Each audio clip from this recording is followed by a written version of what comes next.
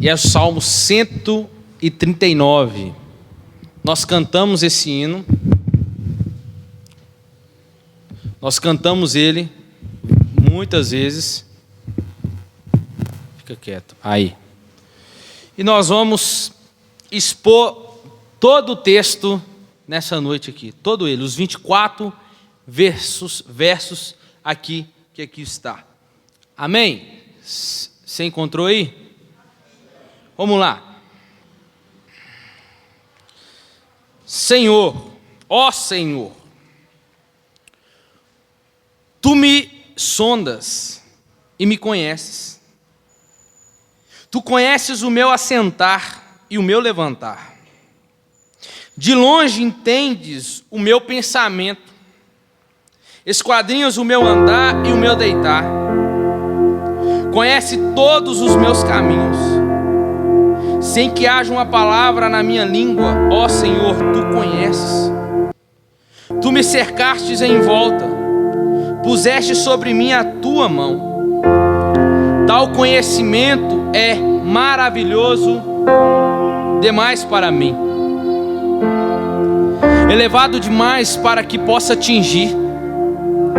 Para onde irei do Teu Espírito? Para onde fugirei da Tua face? Se eu subir os céus, Tu aí estás. Se eu fizer nas profundezas a minha cama, Tu ali também estás.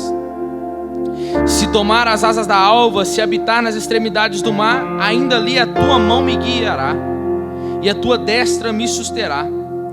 Se eu disser, de certo que as trevas me cobrirão, e a noite será a luz à roda de mim, nem ainda as trevas são escuras para Ti, e a noite resplandece como o dia, pois as trevas e a luz são para Ti a mesma coisa.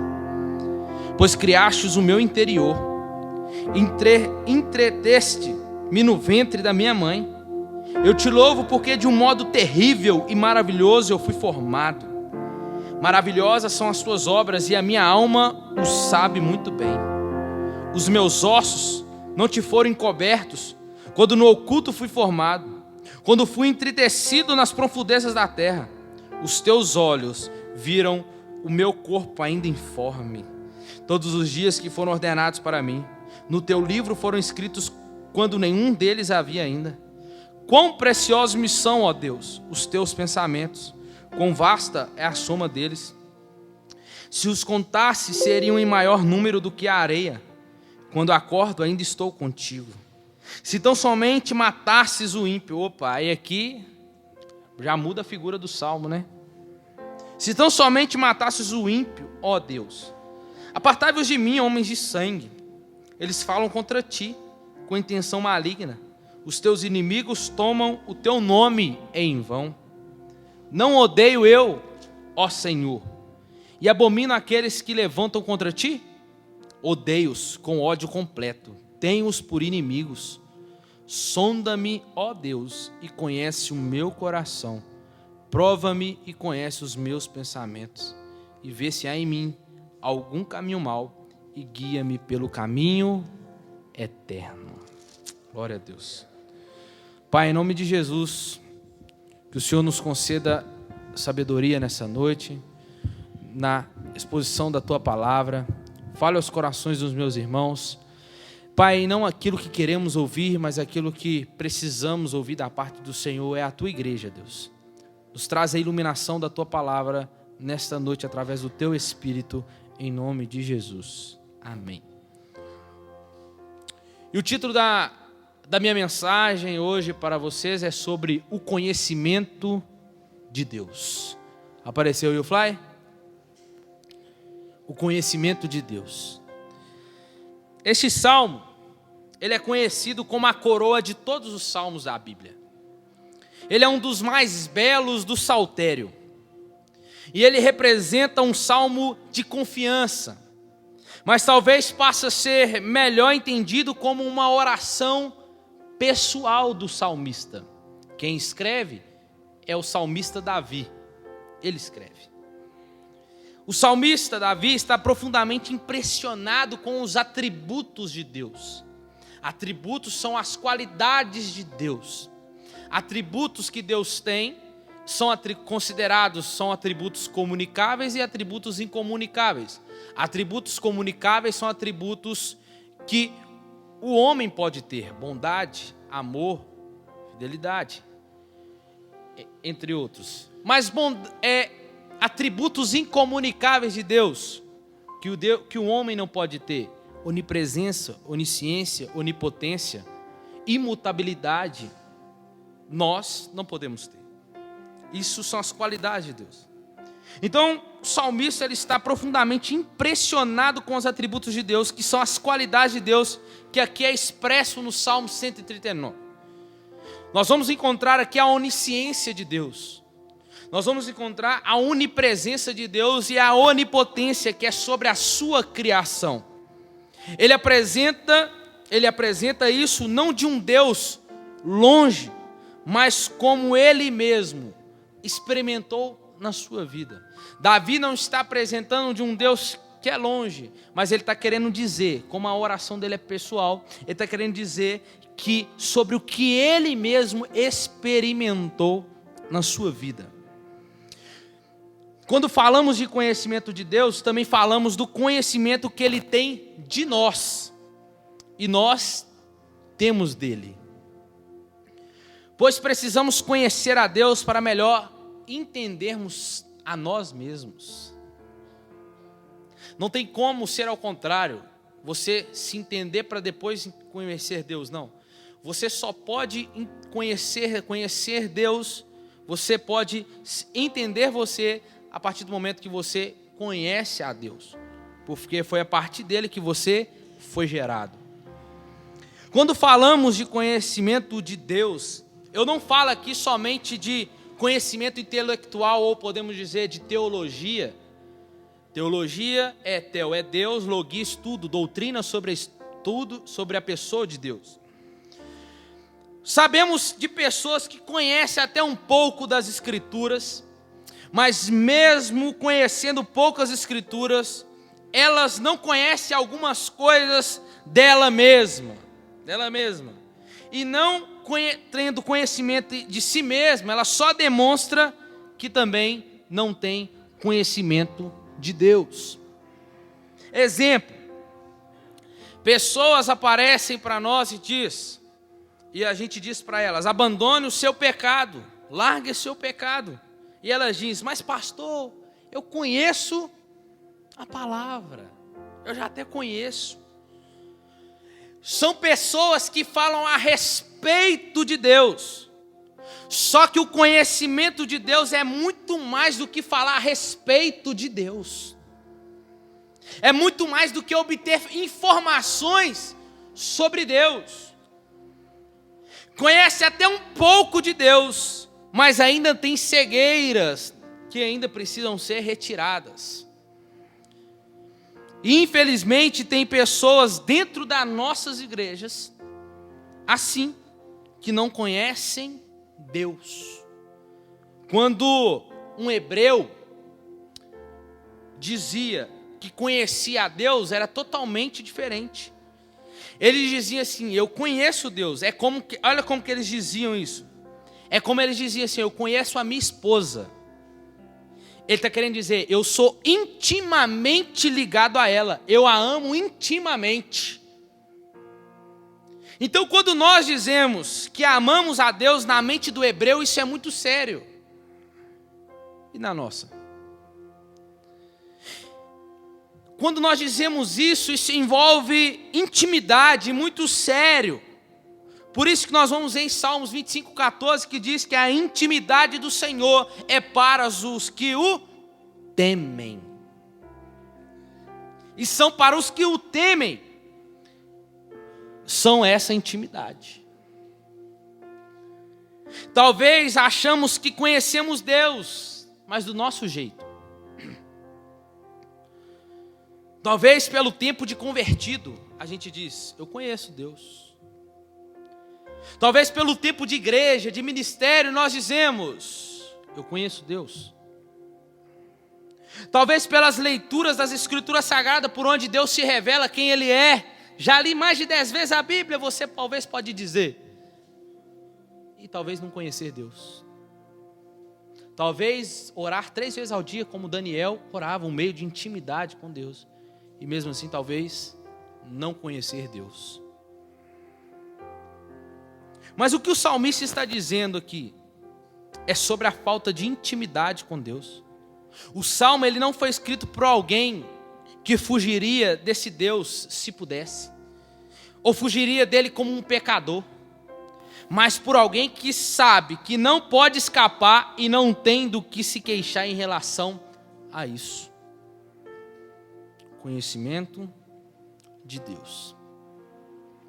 O Salmo 139 é para tratarmos sobre como é encantador e espantoso o conhecimento de Deus.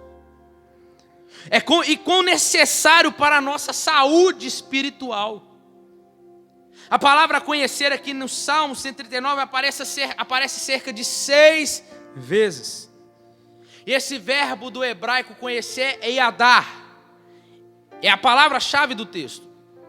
E esse salmo é sobre o conhecimento de Deus. Por quê? Porque Deus nos conhece, então nós precisamos conhecê-lo. Então, só para entendermos como vamos expor o sermão nessa noite aqui. Do verso 1 ao 6, vai tratar da onisciência de Deus. Do verso 7 ao 12, a onipresença de Deus. Do verso 13 ao 18, sobre a sua presciência, a sua onipotência na criação. E do verso 19 ao 24, você aguarde aí, que é o último de todos. Nós vamos falar dos 3 primeiros atributos de Deus, ou das 3 qualidades de Deus aqui dentro desse texto, para nós vermos como é fundamental o conhecimento de Deus e para confrontar os nossos pecados. E nós vamos aprender com o salmista Davi. Você vai entender hoje o que se trata o Salmo 139. Davi aqui, no verso 1, até o 8, ele está exaltando as qualidades de Deus, que eles estão interligados. Por que Deus sabe de todas as coisas? Porque Ele está presente em todas as coisas, em todos os lugares. Mas também Ele fez todas as coisas. Ele me fez e sabe da minha história, do meu início e também sabe do meu fim. Davi, ele está absolutamente maravilhado com o fato de Deus ter conhecimento de tudo do que acontece com ele mesmo. Esse salmo é sobre o conhecimento de Deus, sobre eu e você. O que Davi está dizendo é que Deus o conhece profundamente. Essa palavra sondar é a ideia de cavucar até lá embaixo, para encontrar algo que precisa ser talvez tratado. E Davi está dizendo que Davi não está dizendo que Deus somente faz esse trabalho, mas Davi está sendo peculiar em dizer que Deus faz esse trabalho comigo. Deus faz esse trabalho em mim. Quando ele diz, Senhor, tu me sondas. Essa é a ideia, que Deus ele vai até o profundo, o mais profundo da sua vida. Ele conhece. Davi, isso é muito pessoal, porque ele trata do relacionamento dele com Deus. Isso é muito íntimo. O salmo inteiro você vai ver Davi dizendo, é algo pessoal, Davi dizendo o tempo todo, tu me conheces, tu me sondas, tu conheces o meu assentar, o meu levantar, tu conheces os meus pensamentos, tu conheces todos os meus caminhos. O salmo inteiro você vai ver Davi falando acerca dele. Isso é pessoal. É pessoal. E como que Deus sabe da tua vida? Tu me sondas o meu assentar, o meu levantar, de longe entendes o meu pensamento. sem que haja uma palavra na minha língua, o Senhor já conheces. Deus examina cuidadosamente os motivos. Ele conhece o meu e o seu assentar, o meu levantar, tanto a ação de Davi, quanto o repouso de Davi, ou quando Davi está planejando algo, Deus já sabe. Deus conhece tanto o interior quanto o exterior. Isto é toda a minha e a sua vida. Quer no meu descanso, quer enquanto eu estou trabalhando, Ele me conhece. Os meus pensamentos, Ele diz, tu entendes mesmo de longe os meus pensamentos. Por que de longe? Porque a ideia aqui é que Deus habita num alto e sublime trono. Mas Ele fala assim, mas eu também habito no fraco, o abatido, aquele que conhece de mim. Aqui vemos duas qualidades de Deus, a transcendência e a emanência. A transcendente é porque Deus é um Deus transcendente, que Ele está no alto e sublime trono, mas Ele também é um Deus imanente, que é um Deus que se relaciona com os seus filhos, com a sua igreja. O fato dele estar longe e o fato dele estar também morando conosco, e Ele se faz presente conosco. Ele entende os meus pensamentos ainda enquanto ainda estão sendo formulados. Enquanto ainda eu e você estamos pensando em algo, Deus já sabe os seus pensamentos. Deus já sabe daquele pecado que você já está maquinando para essa semana. Deus já sabe. Deus já sabe que quando você ir deitar, Deus já sabe o que você vai fazer. Ele já sabe. O versículo 4, sem que haja uma palavra na minha boca, aqui Deus não conhece meramente a palavra falada, que os homens podem ouvir, mas o seu verdadeiro significado, os pensamentos secretos que Ele conhece são aquilo que motivou você a expressar aquela palavra. Olha aqui. Deus, Ele já sabe o que fez você expressar daquela forma. Deus já sabe a forma que eu e você vamos expressar, seja em ódio, seja em ira, seja com tristeza, seja na angústia. Ele já sabe, Ele sabe as motivações que levou eu e você a falar aquilo. Ele conhece, conhecimento. É como se Ele estivesse dizendo: Deus não precisa ouvir você falar, Ele já sabe lá dentro todas as suas e as minhas palavras. Sejam palavras úteis ou sejam palavras inúteis, Ele conhece. Deus, Ele é onisciente, sabe de todas as coisas. Ele é onipresente, está presente em todos os lugares. Não tem como eu e você fugir da presença de Deus. Versículo 7. Para onde irei do teu espírito? Para onde fugirei da tua face? Porque Deus não é somente onisciente e sabe de todas as coisas. Ele não é só onipresente e está em todo lugar. Ele está comigo. Aqui não que ele, o salmista parece, se você for ler, parece que ele está querendo fugir da presença de Deus. Mas não, aqui trata sobre possibilidades. Não, tipo assim, vamos ver, se eu subir ao céu, Ele vai estar lá.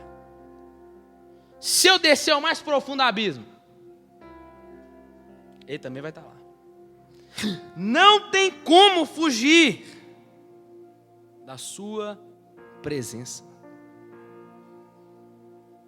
Aqui não se trata de que Ele quer fugir, mas se trata de possibilidades e tentativas que muitas das vezes eu e você queremos fazer. Se subir o céu, tu estás. A palavra céu e abismo aqui é visto por alguns estudiosos como céu e o abismo inferno, mas não nessa passagem, de forma nenhuma. Nessa figura aqui, Davi quer dizer de um extremo ao outro. Aqui não é lugar após a morte, mas se trata de uma forma geográfica. O céu, o limite, e o abismo, o mais profundo abismo. Independente de onde for, independente de quão longe for, Deus vai estar em ambos os lugares. Se vou para o mais alto, o Senhor está lá. Se estou no mais profundo, o Senhor está lá também. Aí ele continua dizendo: se eu tomar as asas da alva, se habitar nas extremidades do mar, ainda ali a tua mão me guiará. Essas asas da alvorada se dá da expressão dizendo: se eu pego carona na velocidade da luz. O salmista está dizendo que é quando o sol nasce, em tudo que ele invade é com velocidade. É isso que ele está dizendo. Se eu pego carona nessa velocidade da luz, e se eu fizer isso ainda, mesmo assim não conseguiria fugir da sua presença. Por quê? Paulo diz em Efésios: porque o amor de Deus para conosco, ele é o quê? Ele é largo, ele é alto, ele é comprido e é profundo. Então aonde nós formos, o amor de Deus nos alcançará. O versículo 11 e 12: se eu disser, de certo que as trevas me encobrirão e a noite será a luz à roda de mim, nem ainda as trevas são escuras para ti, e a noite resplandece como o dia. Isso aqui é lindo, irmão, isso aqui é lindo, o decorrer dessa passagem. Se eu fosse para um lugar mais escuro, mesmo assim não conseguiria fugir de Deus. Por que não conseguiria fugir da presença de Deus? Ele vem e explica no verso 13: pois criaste o meu interior, entreteste-me no ventre da minha mãe. Aí vem a terceira atributo de Deus, a sua onipotência na criação. Deus me fez no lugar mais escuro. Deus começou a minha vida no lugar mais escuro. Por isso que o versículo 13 tem um pois. Ele está dando aqui uma ilustração. E o Senhor estava acompanhando isto tudo. Davi aqui, ele se alegra com esse conhecimento de Deus acerca dele. E Davi não tem vídeos como eu e você hoje, de uma gestação, como ela é feita, como que acontece. E Davi se alegra, ele se alegra com o conhecimento de Deus acerca dele. Ele talvez poderia dizer: uau, que fenômeno que Deus é. E hoje nós temos vídeo e sabemos como tudo acontece. E talvez nós podemos dizer: uau, que louco, que top, que Deus é. Nós podemos dizer que sensacional. E que Deus, a forma que Deus trabalha, como Ele diz, de uma forma terrível. Por que Davi faz isso? Porque Davi sabe que Deus é sustentador, criador do início da vida. E nós vamos ver umas reações de Davi aqui, que pode nos alegrar, os impactos desse conhecimento de Davi, de Deus sobre Davi. No versículo 6, Davi começa a louvar a Deus, Davi começa a se alegrar, a adorar a Deus, dizendo: tão conhecimento é maravilhoso demais para mim. No versículo 14, eu te louvo, Deus, porque de um modo terrível e maravilhoso eu fui formado. Maravilhosas são as tuas obras e a minha alma o sabe muito bem. Ele tá adorando, ele explode de adoração a Deus. Do tanto que Deus o conhece. Eu estou falando para alguém que nessa noite, eu e você é um motivo, se falta motivo para você se alegrar e adorar a Deus, esse é um motivo do conhecimento de Deus que Ele tem da minha e da sua vida. Ele adora a Deus porque Deus o surpreende com tamanho conhecimento. Davi, ele fica pasmo do conhecimento de Deus sobre ele mesmo. Davi não só adora, mas Davi confia e descansa em Deus. Olha o verso 5. Tu me cercastes em volta. Cercaste aqui é a palavra usada para sitiar uma cidade. O salmista se vê cercado, não tem para onde escapar, ele se vê envolvido por Deus, não tem para onde vir. Tu me cercas em volta, puseste sobre mim a tua mão.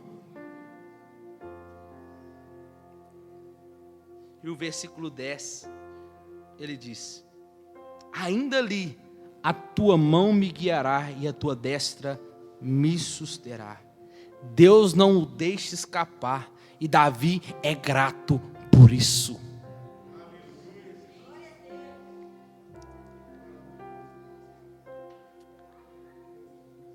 Deus nos cerca por trás, por diante, dos lados. Nós queremos muitas das vezes sair, mas Ele diz uma coisa: que nós fomos comprados por um alto preço. Isaías capítulo 52 diz assim, que fomos, eu vou abrir aqui que eu gosto de ler essa passagem, Isaías 52, olha o que diz: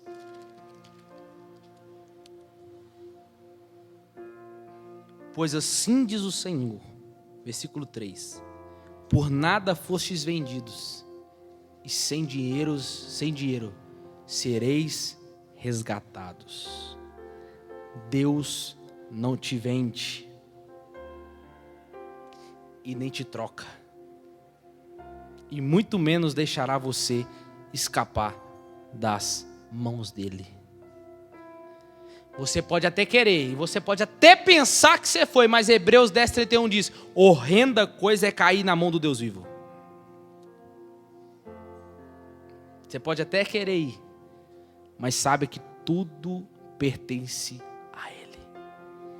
E tudo Ele usará para colocar você do lado dele. Você pode até achar que você saiu do cerco, você que pensa, mas Ele continua te cercando ainda.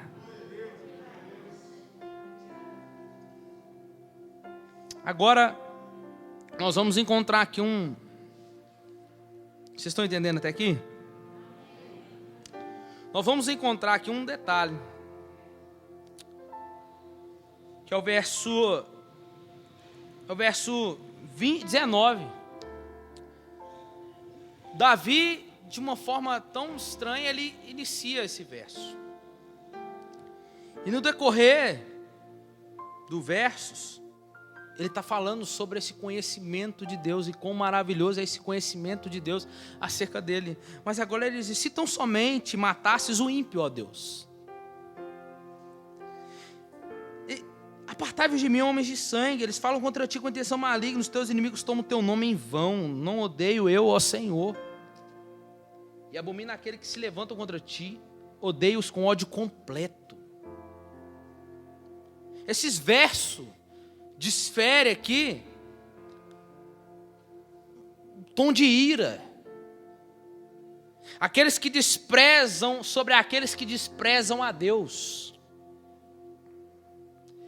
E, assim como Davi, não dá para ficar em silêncio com isso. Quanto àquele que você mais ama é ofendido. Davi está falando disso aqui. Em algumas Bíblias, o versículo 20 aqui fala sobre malícia, né? Ou vai falar, como a minha disse, o teu nome em vão. Aqui ele está dizendo aqueles, ó Deus, que tomam o teu nome em vão. É aqueles, Deus, que falam o seu nome por qualquer coisa. Desrespeitam a Deus em um alto grau. E quem ama a Deus não fica passivo diante disso. Por isso que Davi se ira. E vai dizer a Deus, dizendo: Senhor, faz alguma coisa. Por quê? Porque Davi está tão comprometido com o Senhor, que ele não tolera quem despreza o Senhor. Uma observação. A forma que Davi falou é pecar, era uma forma pecaminosa? Não. A fala de Davi não chega a ser pecaminosa. A linguagem que ele usa aqui em Salmos não é pecaminosa. Ele está pedindo a Deus para que julgue os inimigos. Deus julga os inimigos. Isso faz parte da interpretação deste salmo. E temos um indício que não é com Jesus.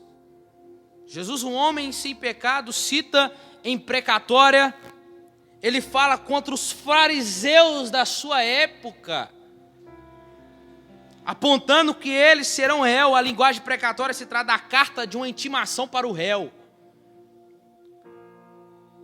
Jesus falava desta forma para aqueles fariseus e publicanos. Não só isso, mas também as almas que foram remidas lá em Apocalipse. Eles oram imprecatoriamente também. Eles proferem palavras de juízo contra aqueles que o desprezam. Deus. A carta precatória, de uma forma precatória, eles oram, eles clamam, eles proferem palavras para estes. Essa linguagem, ela tem uma palavra de esperança escatológica. Escatológica é de uma palavra que é estudo, escato, os últimos dias, logia, estudo sobre os últimos dias, daquilo que virá no futuro. De uma esperança escatológica de juízo, por isso é uma expressão de lealdade para com Deus. Então Davi, que não está usando uma linguagem de uma forma, ou melhor, ele não está falando bobagem aqui. Ele está falando de uma coisa que irá acontecer nos últimos dias, que será quando os ímpios comparecerão ao juízo final. Desprezam o Senhor agora, desprezam a salvação. E Davi está dizendo a Deus, acaba com eles, faz alguma coisa. Mas de uma forma, esperança escatológica, virá o dia do juízo para eles. Aí o verso 21, ele diz assim, não aborreço eu, ó Senhor, e abomina aqueles que se levantam contra ti. É como se Deus tomou Davi tomou a parte de Deus, né? Eles são inimigos de fato. E Davi está indo tão bem. Mas agora, olha interessante, agora o seu linguajar começa a ficar pesado contra os seus inimigos. Essa palavra completa, ele está dizendo, odeio-os com ódio completo. Eu os odeio com profundidade, uma forma abrangente eu os odeio. Talvez aqui então, também não é aplicando para nós que a ira de Davi também não esteja sendo quase que exagerada. E também não estou dizendo aqui que Davi falou algo que não devia, de forma nenhuma. Mas Davi, ele percebeu no verso, depois deste nós vamos ler, algo que facilmente pode se tornar pecaminoso. As reações de Davi são surpreendentes até que do que para nós. As reações que Davi tem são tão pesadas para ele, tão surpreendentes para ele, que também elas se tornam para nós. Parece que aqui Davi olhou. Agora Davi está falando de uma forma tão irado, tão nervoso com esse que despreza o nome de Deus, que ele começa a dizer nos versos 23, sonda-me, ó Deus. Porque parece que Davi vai olhar agora numa linha tênue, uma linha fraca entre a justiça e o pecado. E para cá, para nós, quantas vezes nós levantamos contra coisas injustas que deveríamos fazer? Deus nos deu ira. Deus nos deu ira para eu e você não ser apático diante de coisas injustas. Ireis, mas não pequeis. A ira, ela é muito reveladora. A ira está naquilo que a pessoa é e não naquilo que ela faz. Exemplo, uma pessoa iracunda, pavio curto, ela faz mal quando explode? Não. Quando ela explode, só revela quem ela é. Por isso que a ira, muitas das vezes, na maioria das vezes, só nos humilha. Aí é nessas horas que as máscaras caem, que mostra quem somos de fato. A gente fala que a criança é franca, né? Não, ela é pecadora, só que ela não sabe se esconder, ela não sabe esconder. Nós não, nós já sabemos esconder. Tipo, te perguntam: tudo bem? Não, tá tudo bem. E aqui dentro tá aquele turbilhão, tá aquele trem pegando fogo, a bomba quase explodindo. E você diz: tá tudo bem, tudo bem. Ou aquele que talvez está na porta diante de nós, aqueles que nós não gostamos. Nós, paz. Nós sabemos fingir. Nós sabemos mentir. Nós usamos máscara e sabemos esconder. E quem está falando isso é quem entende de coração. Davi. O homem segundo o coração de Deus. Como que Davi foi escolhido? É aquele? Não. É aquele também não. É aquele? Não. Samuel, vocês olham a aparência, mas eu vejo o coração.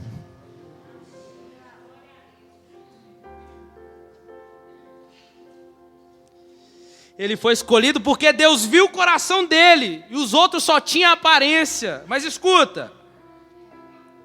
Aí ele diz: Senhor, sonda-me, ó Deus, e conhece o meu coração. E prova-me que conhece os meus pensamentos. E vê se há em mim algum caminho mau e guia-me pelo caminho eterno. Davi ele viu que se ele continuasse daquela forma, ele poderia pecar. Parece comigo e com você. Davi não pede a Deus para sondar, pensando que está tudo de boa. Ele não está confiante de que não tem nada errado em seu coração. Mesmo que ele esteja correto em pedir a justiça para Deus, para os seus inimigos, ele pede a Deus porque ele sabe que pode ter algo errado aqui com ele.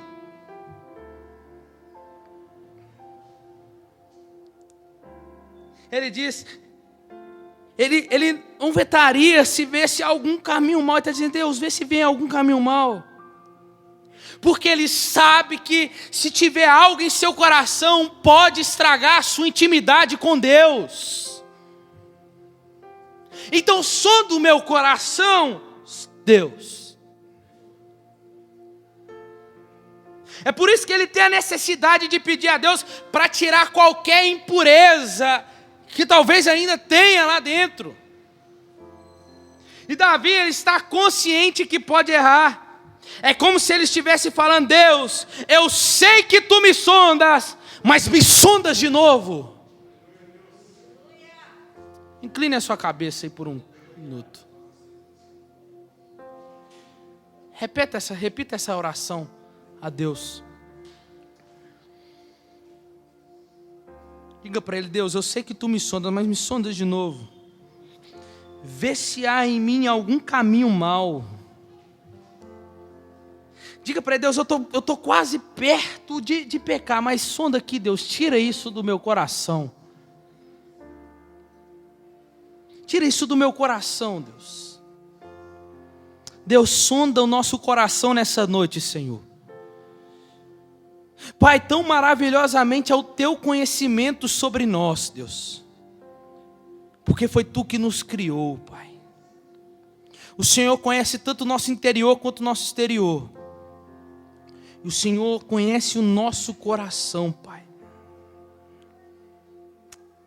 Deus, nos ajuda, Senhor.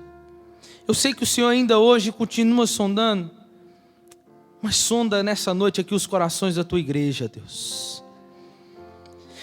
Pai, em nome de Jesus, se tem corações mal, com malícia, Pai, arquitetando algo, preparando algo, Deus, maquinando para pecar, Deus, vê se tem algum caminho deste e tira, arranca nessa noite em nome de Jesus.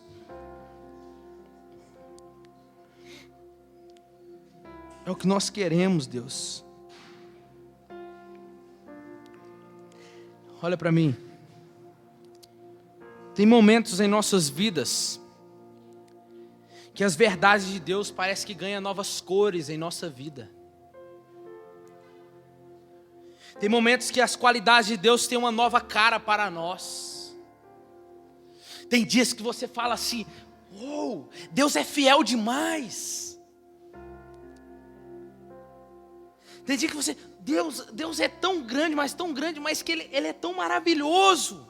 Ele é tão fiel. Aí talvez venha algum e pergunta para você: mas você não sabia que Ele era fiel, não?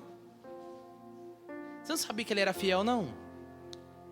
Mas aí você talvez pode dizer assim: sei lá, só sei que é algo que eu estou vivendo, experimentando hoje. Esta fidelidade de Deus.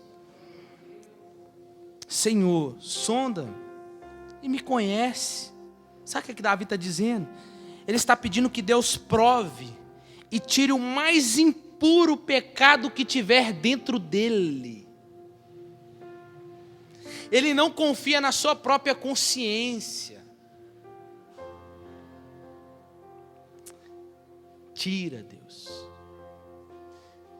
Está dando para você entender e se identificar com Davi nessa noite? Deus conhece o seu íntimo. Deus conhece o mais profundo, Ele te sonda. Ele cavuca até o mais profundo. Pode tentar esconder dele qualquer tipo de sentimento. Ele sabe, Ele conhece. O sentimento que vai aparecer amanhã, Ele sonda e conhece. Pode ser o sentimento mais perverso que talvez um dia você já teve. Ele sabe, Ele conhece. Aquele dia talvez que você ficou mais angustiado, mais triste. Ele cavucou o mais profundo e sondou aquele dia. Ele está dizendo: eu te conheço desde aquele dia. E vou estar concluindo já. Essa é para aqueles que já conhecem, que pode dizer que conhece a Deus. 2 Pedro 3,18. Pelo contrário, Pedro conclui a sua carta, sua segunda carta. Pelo contrário, cresçam na graça e no conhecimento de nosso Senhor e Salvador Jesus Cristo. Cresça. E para quem não conhece a Deus, ainda há tempo de ter relacionamento com Deus por meio de Cristo. E foi através desse conhecimento de quem era Cristo, assim Pedro e muitos homens passaram a entender a si mesmo e sobre o seu pecado, a partir do conhecimento de Deus. Ficar do lado de Deus é identificar-se com a totalidade do seu caráter, revelado nos seus caminhos. Fica de pé no seu lugar.